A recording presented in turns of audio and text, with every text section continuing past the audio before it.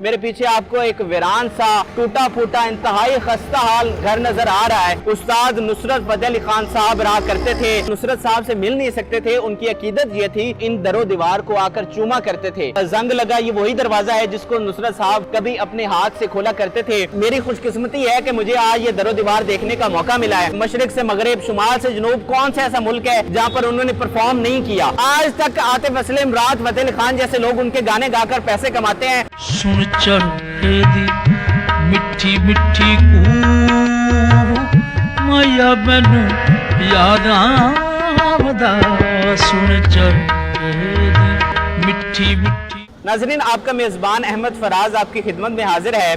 नाजरीन, आज जिस शख्सियत का मैं आपको घर दिखाने वाला हूँ, मैं ज़ाती तौर पर बहुत ज़्यादा कंफ्यूज और उसके शहर में जकड़ा हुआ हूँ कि मैं उस शख्सियत को लफ्ज़ों में किस तरह बयान कर सकूँगा, क्योंकि ये एक ऐसी शख्सियत का घर है जिसे इस दुनिया से गए हुए 2 दहाइयाँ गुजर चुकी हैं, लेकिन उसकी आवाज़ आज भी हर सू गूंजती है। कोई गली मोहल्ला नहीं, कोई चौक चुबारा नहीं, कोई गाड़ी नहीं, कोई महफिल नहीं जिसमें उस शख्स की आवाज़ ना हो। इस करोड़ों सालों की दुनिया में वाहिद एक शख्स ऐसा आया है जिसे शहनशाह कवाली का नाम दिया गया है, और वो शख्स उस्ताद नुसरत फतेह अली खान साहब हैं। जी हाँ, आप बिल्कुल सही समझे हैं। ये जो मेरे पीछे आपको एक वीरान सा और टूटा फूटा इंतहाई खस्ता हाल घर नजर आ रहा है, ये वही घर है जहाँ पर हमारे सबके प्यारे उस्ताद नुसरत फतेह अली खान साहब रहा करते थे। उनकी सारी जिंदगी इसी घर में गुजरी है, और नुसरत साहब की जो शोहरत के और गुमनामी और ज़वाल तो उन्होंने कभी देखा ही नहीं, और आखिर में उन्होंने बीमारी ज़रूर देखी, लेकिन उनका जितना भी वक्त था वो इसी घर में गुजरा है। और नाज़रीन, ये बड़े ही एक्सक्लूसिव वीडियो है। आज से पहले किसी ने ऐसी चीज़ आपको नहीं दिखाई होगी। नुसरत साहब के इंटरव्यूज़ तो पड़े हुए हैं, वो आप देखते होंगे यूट्यूब पर, लेकिन पहली दफ़ा हम आपको नुसरत साहब का घर दिखा रहे हैं। अगर इस घर की मैं लोकेशन बताऊं तो ये लाहौर का इलाका है, फैसल टाउन, और उसका है ये डी ब्लॉक। यहाँ पर बिल्कुल सामने मेन रोड है। आपको ट्रैफिक का शोर भी बहुत ज़्यादा सुनाई दे रहा होगा, क्योंकि ये बिल्कुल मेन रोड पर वाक़या है, फैसल टाउन के डी ब्लॉक में। नाज़रीन, अगर इस घर की बात करें तो ये एक ट्रेडिशनल स्टाइल से बनाया गया था, और अभी तो ये टूट फूट का शिकार है, लेकिन ये एक इंतहाई आलीशान घर था। अभी इसका स्ट्रक्चर देख के इस बात का बखूबी अंदाज़ा लगाया जा सकता है कि ये बड़ा ही एक ज़बरदस्त घर था। आप देखें, ये एक बड़ा सा गेट है, और जैसे ही आप इस गेट से एंटर होते हैं तो एक सामने बहुत बड़ी खुली डुली पार्किंग है, और एक बड़ा सा बरामदा बनाया गया है जिसमें ट्रेडिशनल स्टाइल में 2 बड़े सफेद रंग के पिलर लगाए गए हैं, और इसके बिल्कुल सामने एंट्रेंस है, घर की मेन एंट्रेंस, और एक सामने एक टेरेस सा एक विंडो सी बनाई गई है जिसमें आप बाहर व्यू देख सकते हैं, और एक काफी बड़ा सा लॉन भी है, और ये एक डबल स्टोरी घर है। इसके ऊपर काफी खुला टेरेस भी है, कमरा है ऊपर, और उसके सामने मतलब काफी सारी जगह है, आप वहां पर बैठ सकते हैं। और इसके काफ़ी ज़्यादा कमरे हमें अंदर जाने का तो मौका नहीं मिला, लेकिन यहाँ पे एक इजाज़ साहब हैं जिनकी ये मलकियत में इसके साथ 1-2 कोठियाँ और हैं, और उनकी एक शॉप भी है, ये उनकी मलकियत में ये कोठी थी। और मैं आपको बताऊं कि नुसरत साहब इस कोठी में, ये किराए की कोठी थी, और सारी उम्र उन्होंने किराए पर गुजारी। उम्र के आखिरी हिस्से में उन्होंने अपनी एक बड़ी ज़बरदस्त एक घर बनाया था लाहौर के इलाके मॉडल टाउन के एच ब्लॉक में, लेकिन वहाँ पर उन्हें ज़्यादा रहने का मौका नहीं मिल सका, क्योंकि उन्हें बहुत जल्द बीमारी ने आ घेरा, और इस वजह से वो वहाँ पर ज़्यादा नहीं रह सके, और बाद में उस कोठी को सेल भी कर दिया गया। तो नुसरत साहब का जो सारी उम्र है वो यहीं पर गुजरी, और मैं आपको बताऊं इस घर की कितनी अहमियत है। वो लोग, शायद मैंने पहले भी बात की हो, कि वो लोग जो नुसरत साहब से मिल नहीं सकते थे, उनकी अकीदत ये थी कि वो इन दरो दीवार को आकर चूमा करते थे। उनकी नुसरत साहब से ये मोहब्बत का ये आलम था कि वो यहाँ पर आते और इन दीवारों को चूमा करते थे, क्योंकि यहाँ पर नुसरत साहब रहा करते थे। नाज़रीन, ये टूटा फूटा और जंग लगा ये वही दरवाज़ा है जिसको नुसरत साहब कभी अपने हाथ से खोला करते थे। कभी एक वक्त था कि ये घर उनकी रोशनी से, उनकी खुशबू से महका करता था, और यहाँ पर कौन सा ऐसा नाम था जो उनसे यहाँ मिलने नहीं आया करता था। और नुसरत साहब जो हैं वो पूरी दुनिया घूमते थे, मशरिक से मगरिब, शुमाल से जनूब, कौन सा ऐसा मुल्क है जहाँ पर उन्होंने परफॉर्म नहीं किया। वो पूरी दुनिया घूमते थे और उन्हें बड़ा कम वक्त मिलता था अपनी फैमिली के साथ। एक इकलौती बेटी थी उनको और वो अक्सर उनको अपने साथ ले जाया करते थे क्योंकि घर में उन्हें इकट्ठे वक्त गुजारने का मौका नहीं मिलता था। तो जो ही वो सफ़र करते, सफ़र पे उनको साथ ले जाते ताकि उनके साथ कुछ वक्त गुजार सकें। मेरी खुशकिस्मती है कि मुझे आज ये दरो दीवार देखने का मौका मिला है जहाँ पर नुसरत साहब रहा करते थे। मैं उनसे मिल तो नहीं सका क्योंकि वो इस दुनिया से बहुत जल्दी चले गए। खैर ये अल्लाह की मर्जी है, जिसने जो आया है उसने जाना है। लेकिन मेरी खुशकिस्मती है कि मुझे आज ये दरो दीवार देखने का मौका मिला है। लेकिन एक बदकिस्मती जो वहीद मुराद की वीडियो में भी मैंने आपसे शेयर की थी कि ये इतना बड़ा असासा है जहाँ पर नुसरत साहब रहा करते थे, ये घर टूट फूट का शिकार है। बुरी, इंतहाई बुरी हालत है। ये तो एक ऐसा हमारे पास असासा था कि जिसे हम प्रिजर्व करते, इसे एक विजिटिंग प्लेस बनाते, इसे एक म्यूजियम बनाते कि पूरी दुनिया से लोग आके देखते कि नुसरत साहब यहाँ पर रहा करते थे। वो हमारा इतना बड़ा फनकार, इतना बड़ा नाम जिससे हम आज तक फैज़ याब हो रहे हैं। आज तक आतिफ असलम, राहत फतेह अली खान जैसे लोग उनके गाने गाकर पैसे कमाते हैं। आज तक बॉलीवुड उनके गाने चलाकर पैसे कमा रहा है, अरबों रुपए कमा रहे हैं अपनी फिल्मों से, उन्हीं के गानों से। और वही पैटर्न जो उन्होंने सेट किया था बॉलीवुड के लिए कि उर्दू गानों में पंजाबी टच लेकर आओ और यंगस्टर्स के लिए वो कवाली के करीब लेकर आए यंगस्टर्स को, क्योंकि यंगस्टर जो थे, जो नौजवान थे, उन्हें कवाली पसंद ही नहीं थी, उन्हें समझ ही नहीं आती थी। लेकिन नुसरत साहब वो वाहिद आदमी थे जो नौजवानों को कवाली की तरफ लेकर आए। और आज देखें 2 दहाइयां गुजर चुकी हैं और नौजवान जिस एक बंदे को सबसे ज्यादा पसंद करते हैं वो नुसरत साहब हैं। आप देखें कि हम सैड हों, खुश हों या कोई मुख्तलिफ मौक़ों पर हम मुख्तलिफ गाने सुनते हैं, मुख्तलिफ सिंगर्स को सुनते हैं, लेकिन नुसरत साहब ऐसा नाम है कि आप उसको हर मूड में सुन सकते हैं।